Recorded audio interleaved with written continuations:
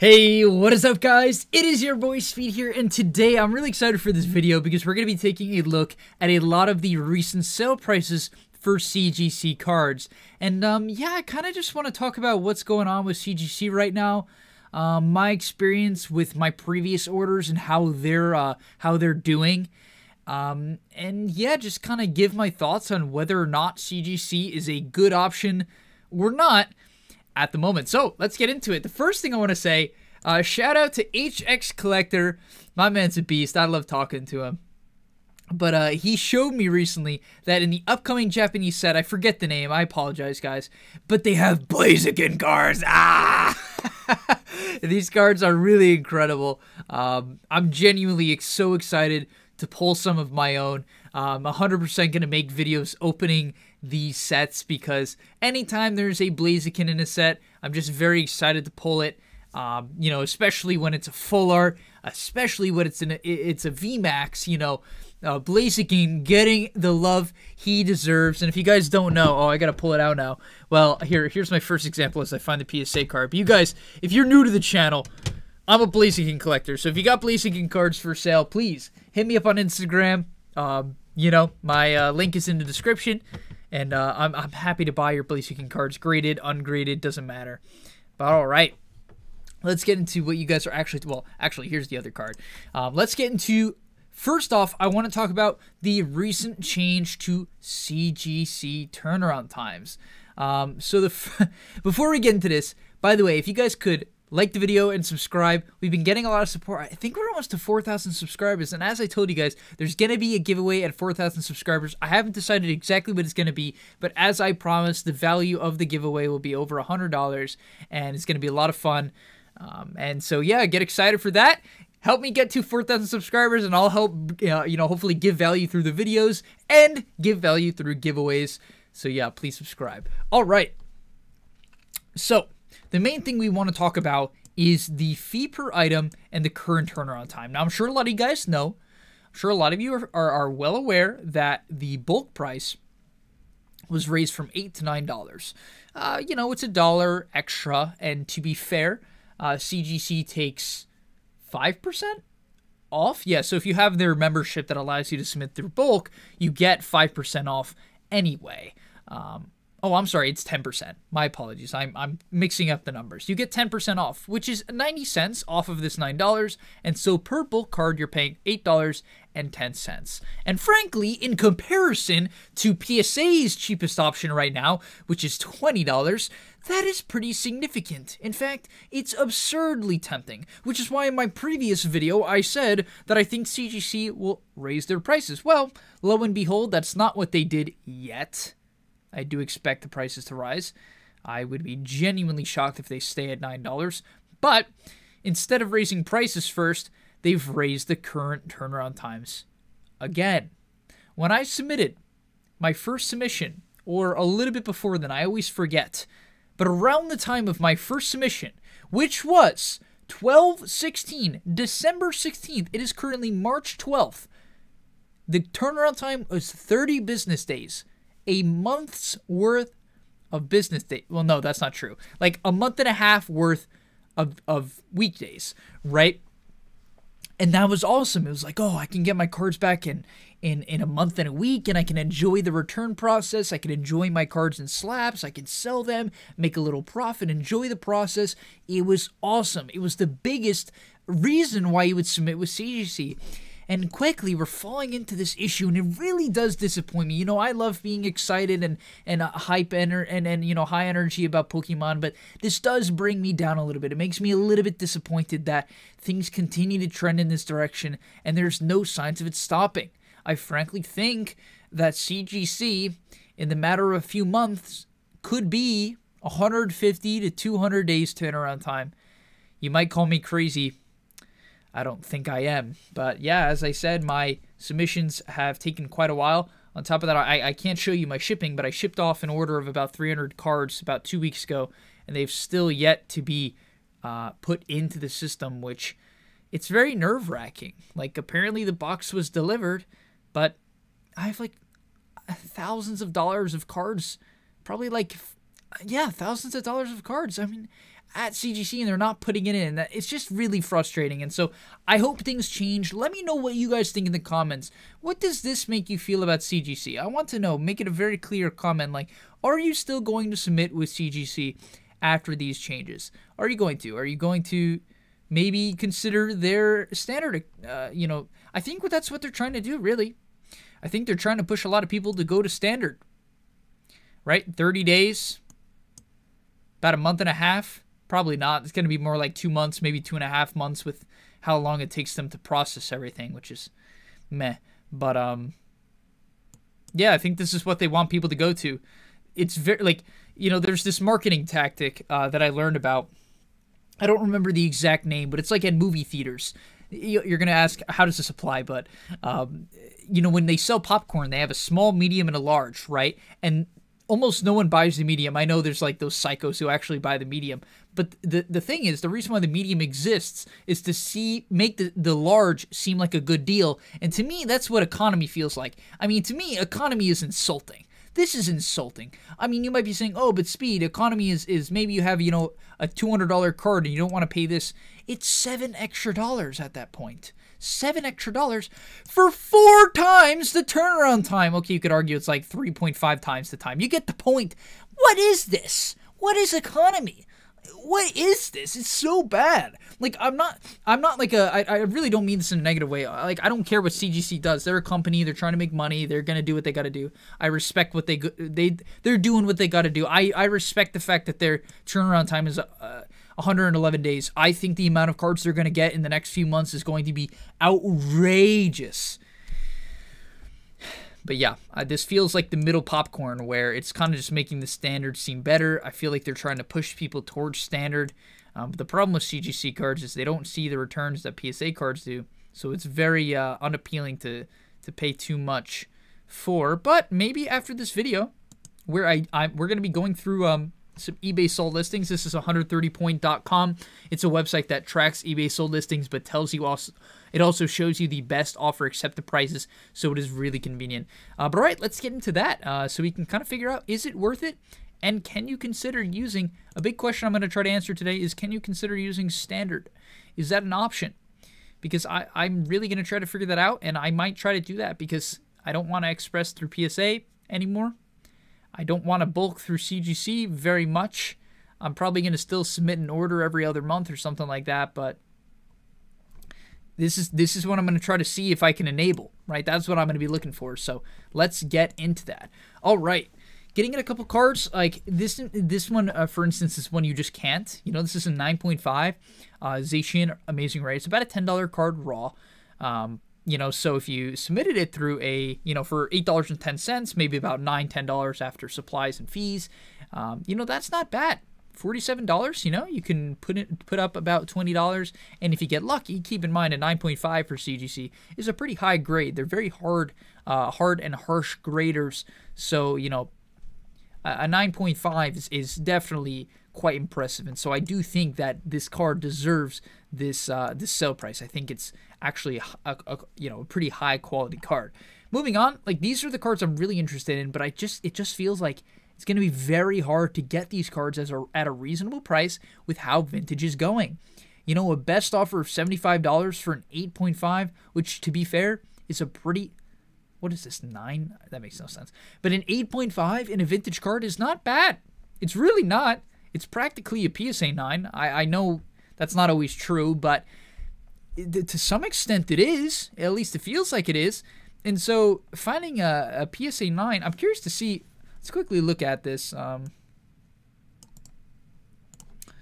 quickly take a very brief look at what this card is in a PSA 9.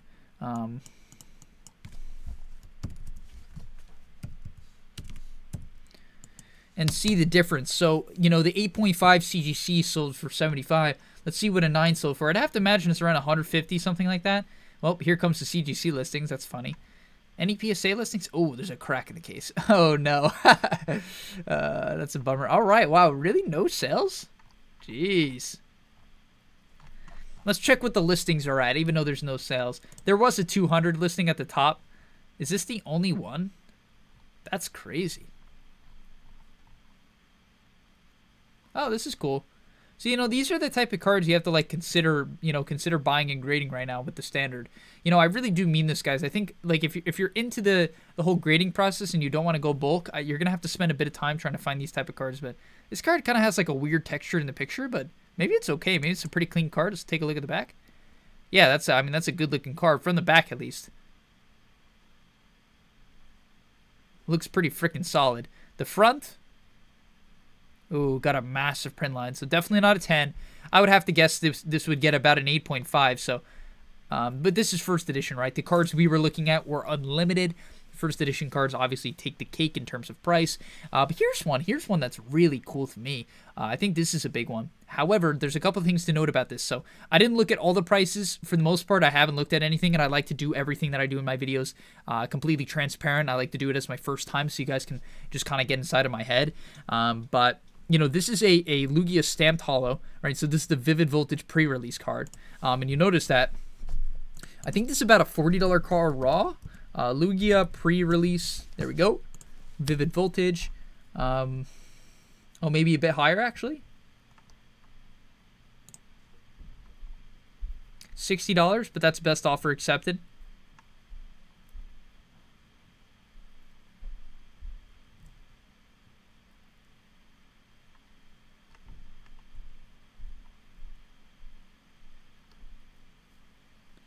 Okay, not too many copies. Okay, here we go, 45 bucks. Yeah, so it's about a $45 card, like $50 card, something like that. So that's not bad, right? That's absolutely not, you know, that's like pretty decent. And you send it in for 25 bucks. Now, keep in mind, there's a very strong reason on why this card gets $175, which might seem very high, right? Absolutely, I can totally see why you would think this is very high. There's a couple things to note about this card. It is a 9.5. We talked about how CGC does not give these out too common. It's fairly difficult, but it's got a 10 centering, which is insane for CGC. You see very little cards get 10 centering with CGC, so even that in itself is relatively rare. Then you have a 10 surface and then two 9.5. So this card is nearly a 10. If it got resubmitted or submitted to PSA, it has a very solid chance of getting that 10. And so I think people see this as an opportunity, maybe even opportunity to regrade, or they just like CGC. I think there's a lot of CGC collectors now. You know, this is a very cool card to have, absolutely.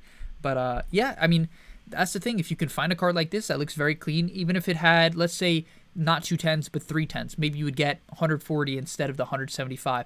And that's not bad. You do have to pay for subgrades here, though, which would cost you an extra $7. So your profit margin's obviously quickly waning, but I think this is going to have to be the meta. I know it's a little bit hard, and what I mean by the meta is what's popular, what people are going to be doing.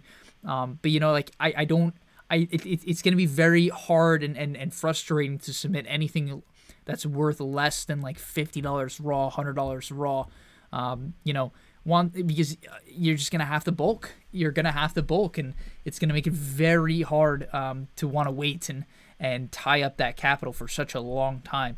So, yeah, that's kind of what I'm thinking. This is a card I wish I got. It was a CGC 8 Legendary Collection. If you guys aren't familiar with Legendary Collection Reverse Holos, these cards are sick.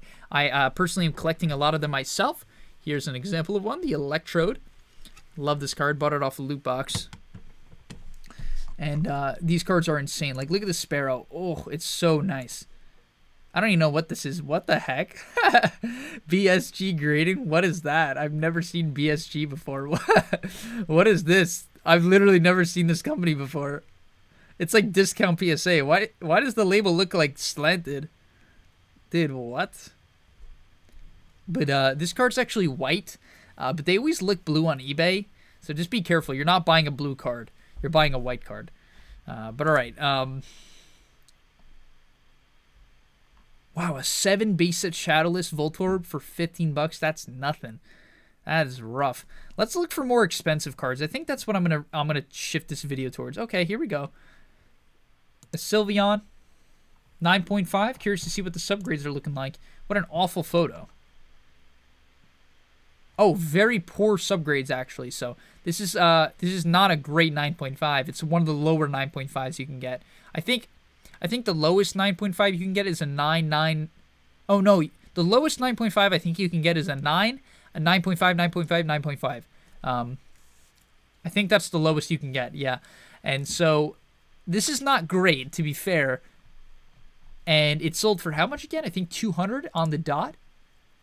200 on the dot? Okay. What's this called? Raw. I mean, I know it's a very popular card from Hidden Fates. Like, it's definitely one of the more popular cards from Hidden Fates, so. I thought it was about a $100 raw card. Okay. 125, 80, 89 with a couple other cards. That's not bad.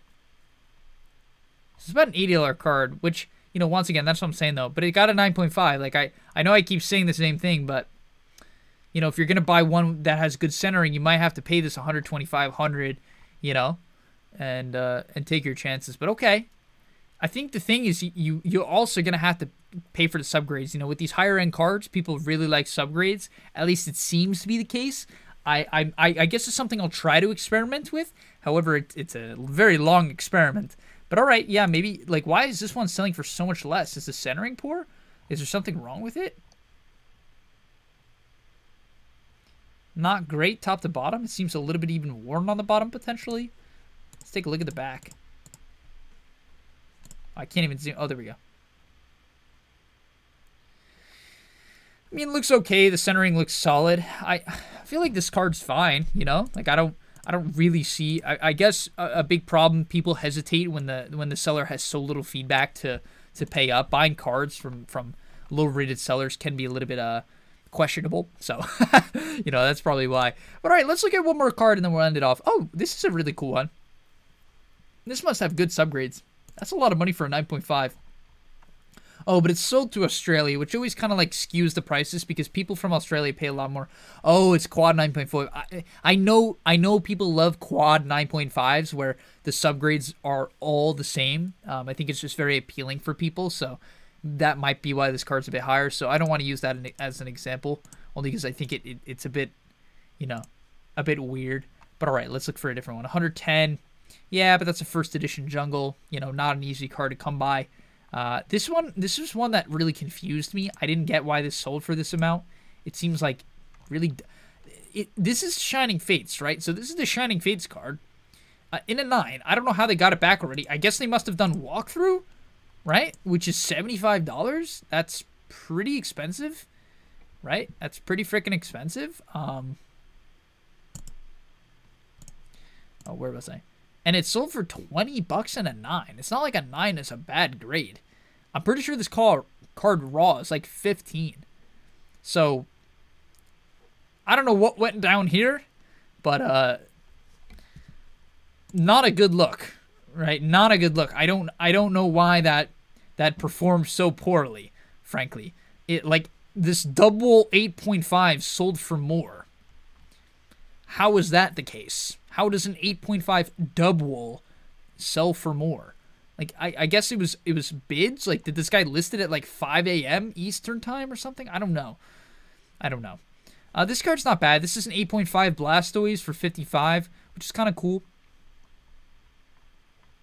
Some Charizards, amazing rares. I mean, you got to get a good grade, but like that's not bad. If the actual sale price was $125 for a 9.5. I mean, the thing is, as I said, these are all, like, the 9.5s are weird because I think a lot of the time people are buying them potentially to regrade, but I don't know if you could really regrade them now with how expensive it is to do that. All right, pretty decent subgrades, 2 10s, you know. You got 2 10s on that, which is not bad. But all right, let's try to find one more better example. But as you can see, it's a bit tough. It's definitely a bit tough.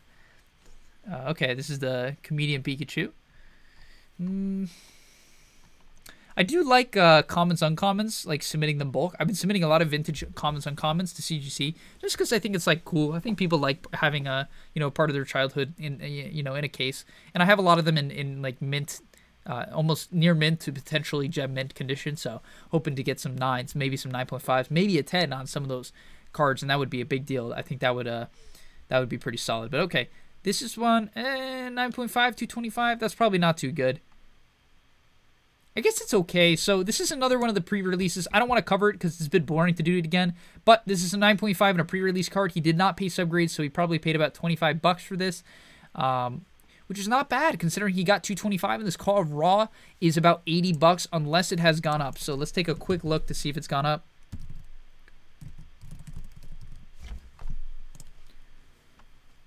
Oh, did it really? Or are people just listing it high? Yeah, perhaps people are just listing it high.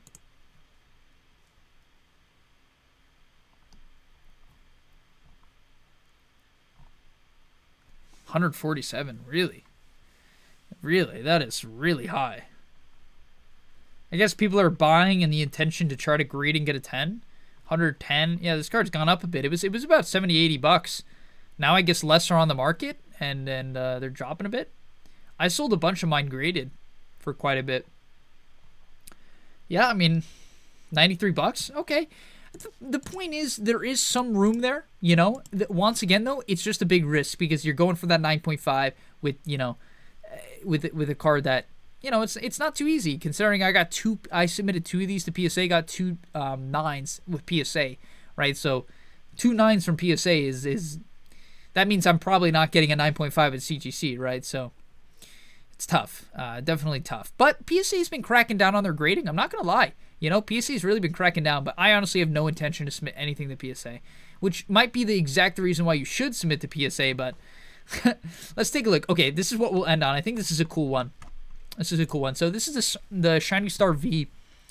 And I love Japanese cards. Their print quality tends to be higher, so you can get these 9.5s. And I've seen quite a bit of CGC 10 Japanese cards. It seems quite a bit easier to get. So, voice crack. But, you know, good subgrades. You got that centering, that surface. Very solid, nearly that 10. $180. I think it sold for a bit less than that, right? 130. Yeah, seems pretty reasonable. But this is a shiny Suicune. So if you guys are familiar with Shining Fates, this card is about, I think, 50 to 60 bucks right now, which is really crazy. But there's some potential there. To be fair, it's once again subgrades, but I would imagine the Japanese version is cheaper than the PSA version. Suicune.